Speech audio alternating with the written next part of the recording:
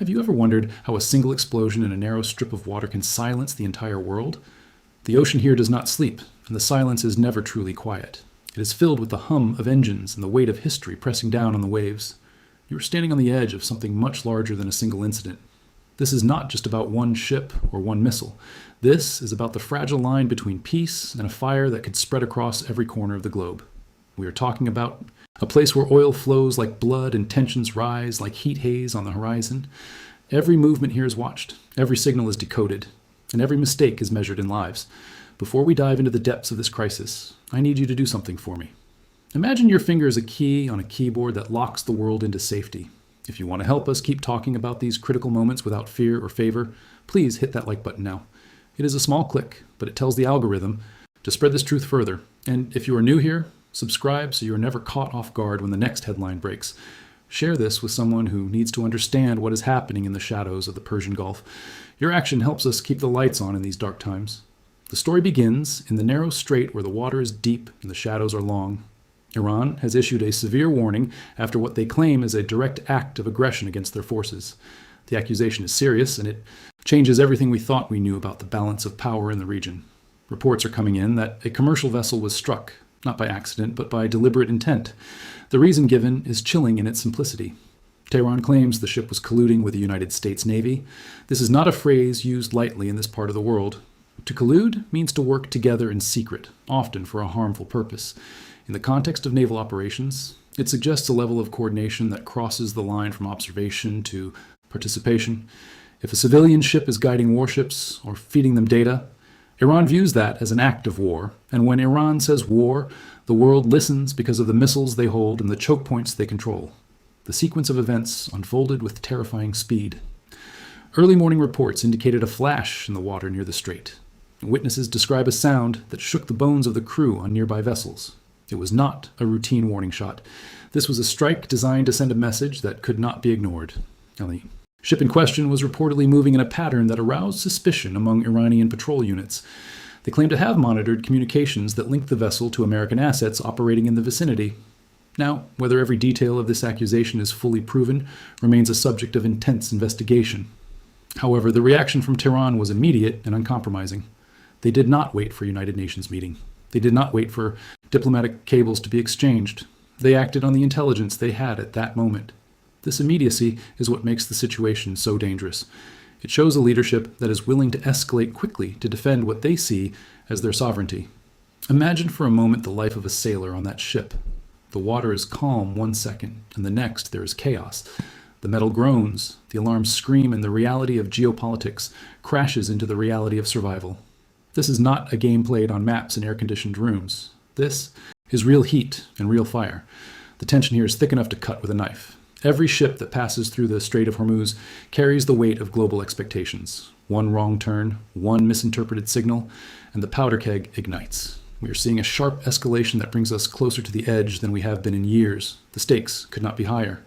We are talking about the stability of energy markets, the safety of international trade, and the potential for a conflict that draws in major world powers. The accusation of collusion brings up a complex web of relationships in the Gulf. The United States Navy maintains a significant presence in these waters to ensure freedom of navigation. They often accompany commercial tankers to deter attacks from various groups. Iran views this presence as a provocation and a threat to their national security.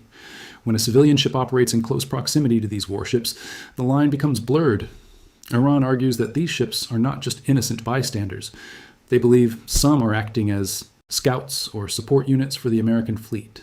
This belief drives their patrol strategies and their rules of engagement.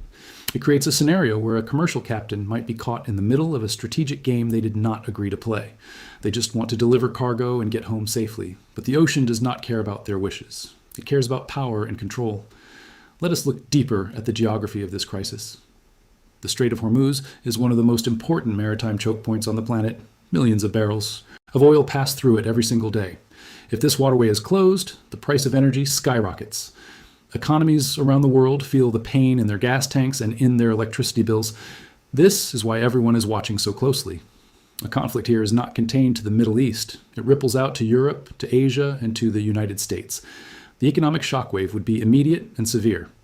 We are already seeing markets react with nervousness. Traders are buying options and hedging against the risk of disruption. This financial anxiety is a barometer for the physical danger in the water. When money moves, it is often predicting trouble before the news cameras arrive. The rhetoric from Washington has added fuel to the fire. Former President Trump has made various threats regarding Iran in recent statements. His words carry weight regardless of his current official position because his influence over the Republican Party and many voters remains strong. He has spoken about maximum pressure and of oil passed through it every single day. If this waterway is closed, the price of energy skyrockets. Economies around the world feel the pain in their gas tanks and in their electricity bills. This is why everyone is watching so closely. A conflict here is not contained to the Middle East. It ripples out to Europe, to Asia, and to their own security doctrine. They rely on asymmetric warfare to counter the superior firepower of the United States. They have speedboats, missiles, and drones that can strike quickly and disappear. They also have the ability to harass shipping lanes without triggering a full-scale invasion. Bombing a ship accused of collusion fits this pattern. It is a precise strike that sends a broad message. It tells the world that they are watching. It tells the United States that their partners are not safe. It tells the commercial sector that they must think twice before cooperating with Western navies. This is a strategic communication move as much as it is a military one. Every bullet fired is also a letter written to the capitals of the world. The ink is red and the handwriting is bold. We must also consider the human element in this geopolitical chess game. The crews on these ships are not soldiers. They are merchant marines trying to earn a living. They face danger every time they transit the strait. There are stories of crews living in constant fear, checking the horizon for threats. They sleep in shifts and keep lifeboats ready. Their families wait on shore with anxiety etched into their faces. They do not care about the politics of collusion or naval strategy. They care about coming home alive. When a ship is bombed, it is not just a statistic in a news report. It is a home that is shattered. It is a livelihood that is lost. It is a trauma that lasts for decades. We often forget this when we analyze the maps and the missile ranges. The human cost is the true measure of this conflict. The timeline of this escalation is moving fast. In the past, incidents like this might have been contained through back-channel communications. The United States and Iran have had hotlines to prevent accidental war. But trust is at an all-time low. Every side believes the other is looking for an excuse to strike first. This paranoia creates a dangerous environment. If a radar blip looks suspicious, the order to fire might come before a phone call can be made. This is the nightmare scenario that keeps diplomats awake at night. They know that once the first shot is fired, it is very hard to put the genie back in the bottle. The momentum of conflict takes over, mobilization begins, assets move, and rhetoric hardens. The space for diplomacy shrinks with every passing hour. There's also the question of evidence. What proof does Iran have of the collusion? This is a critical point that needs scrutiny. If the evidence is solid, it changes the legal and moral landscape of the engagement. If the evidence is weak or fabricated, then we are looking at a pretext for aggression. This distinction matters for the international community. And the rules of the sea are built on clarity and law. When those rules are bent or broken, it sets a dangerous precedent.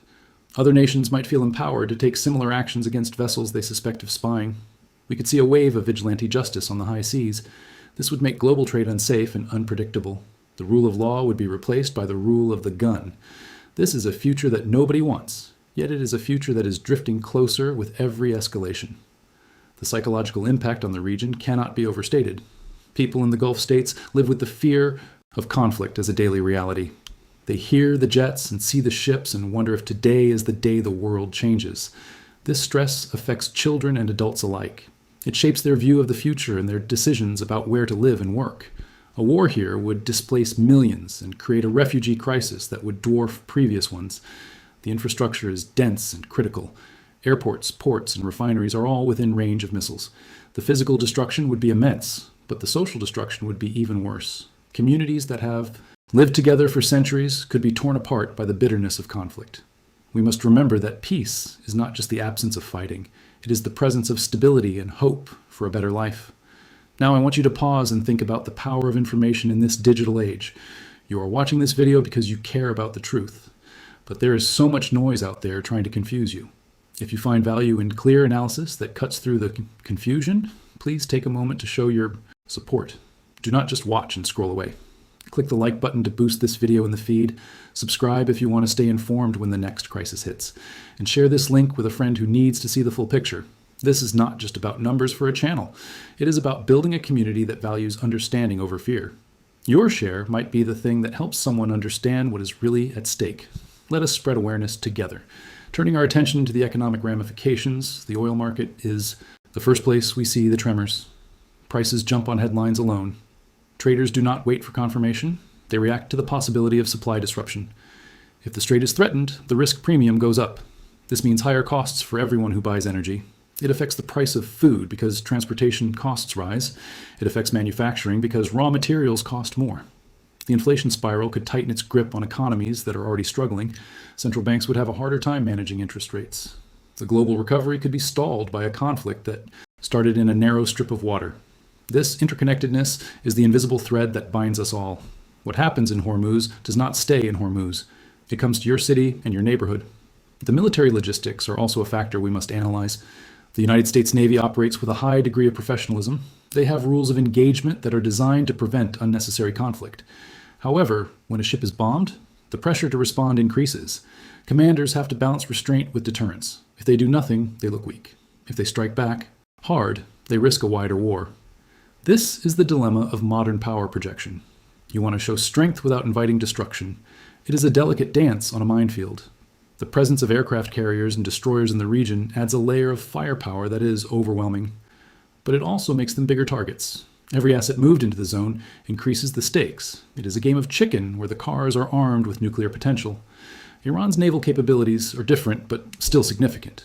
They focus on denial rather than open sea control. They want to make the water too dangerous for enemies to use. This is a defensive strategy that serves an offensive purpose. By threatening the strait, they gain leverage in negotiations. They can say, "Do not push us too hard," or "the oil stops flowing." This is their ultimate trump card. It is a card they have played before in times of high tension. It forces the world to pay attention to their demands. Whether this is a rational strategy or a desperate gamble depends on who you ask, but it is certainly effective at capturing the world's focus. No one can ignore a power that holds the keys to the energy supply. The diplomatic fallout is spreading across the region. Allies of the United States are watching closely. Countries like Saudi Arabia and the United Arab Emirates have their own security concerns. They walk a tightrope between protecting their interests and avoiding being dragged into a war. They often host foreign troops and bases. If conflict breaks out, these bases become targets. This puts their sovereignty at risk. They are urging caution and calling for de-escalation. They do not want a war on their doorstep. Their voices are important in the diplomatic chorus. They represent the moderate voices that want stability for trade and tourism. They know that destruction benefits no one except the arms. Manufacturers. The peace advocates in the region are working hard behind the scenes to keep the channels open. They know that silence is not always golden. Sometimes silence means the phones are not ringing at all. We also need to look at the role of technology in this conflict. Drones and satellites provide real-time data. This makes surveillance easier, but also makes mistakes more likely. A sensor glitch could look like an attack. A hacked signal could send false coordinates. The cyber domain adds another layer of complexity. Ships could be disabled digitally before a physical strike. The lines between cyber war and kinetic war are blurring. This makes attribution harder. Who pulled the trigger? Was it a state actor or a proxy group?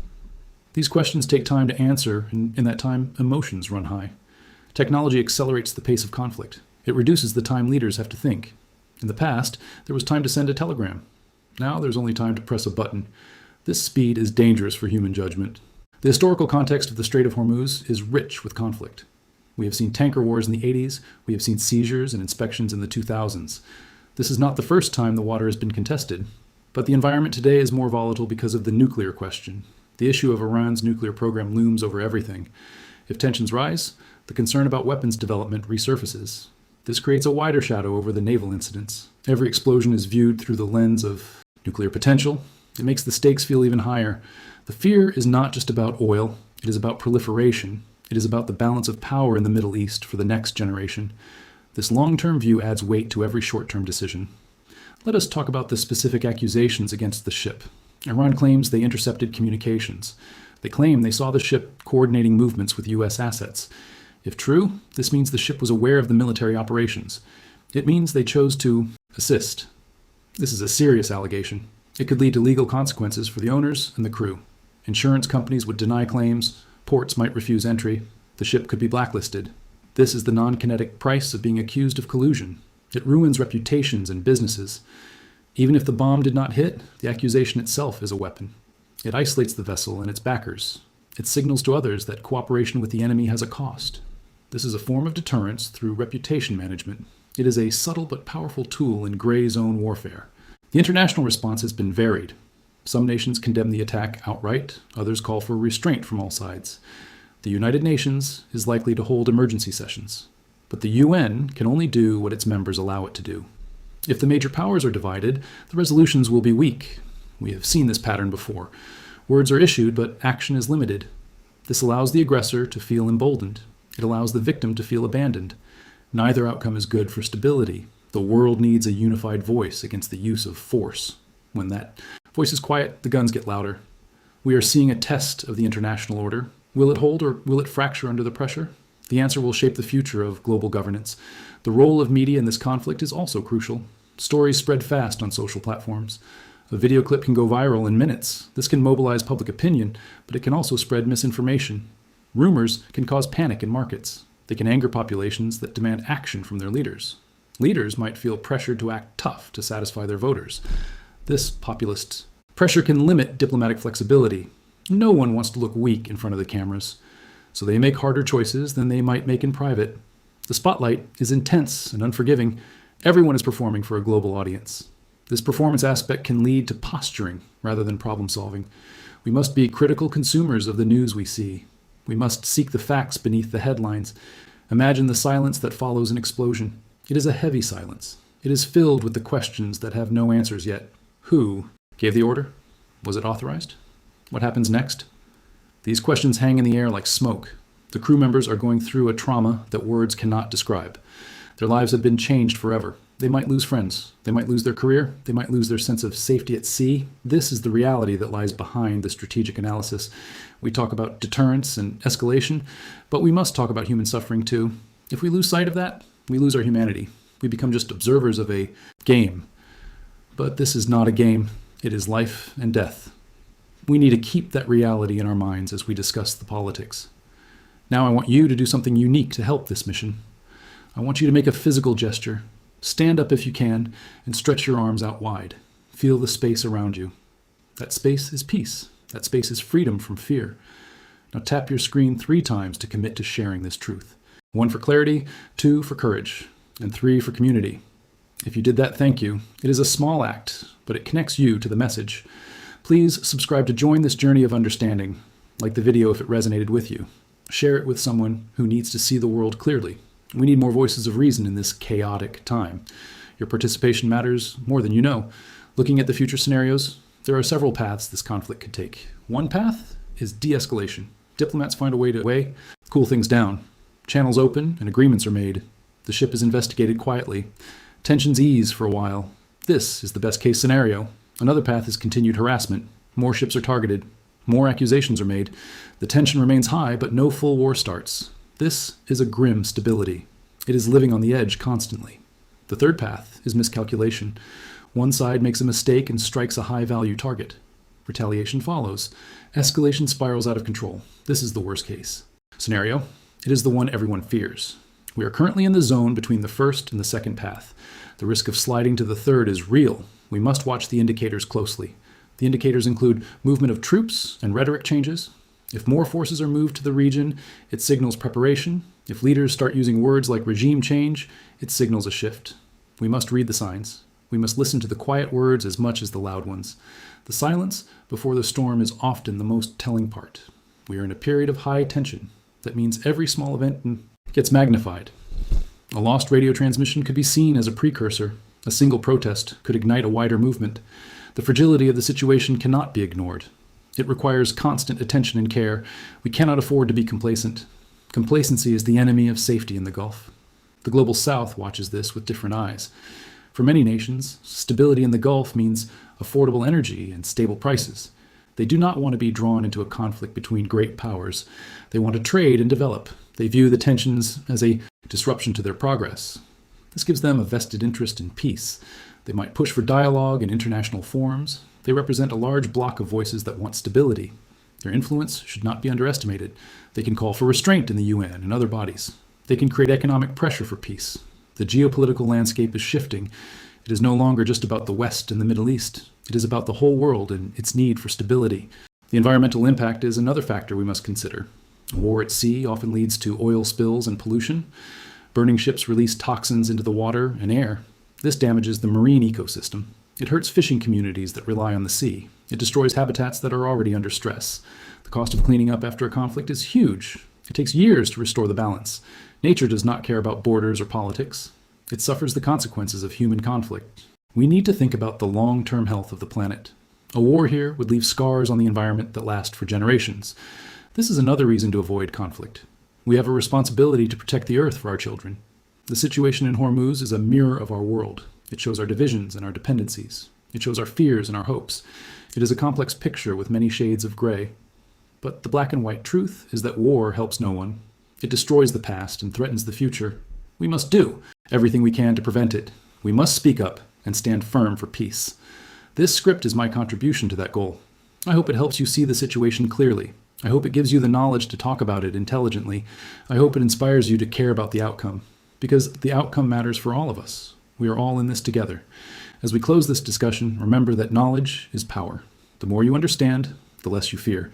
The less you fear, the more you can act wisely. Stay curious, stay critical, stay engaged. Do not let the noise drown out the signal. Keep looking for the truth, keep sharing the truth, and keep hoping for a better tomorrow. The sun will rise over the Gulf again. We just have to make sure it rises on a world that is still standing. Thank you for watching. Thank you for listening, and thank you for caring. This is the most important part of the journey. Your care is the fuel for change. Let us keep moving forward together.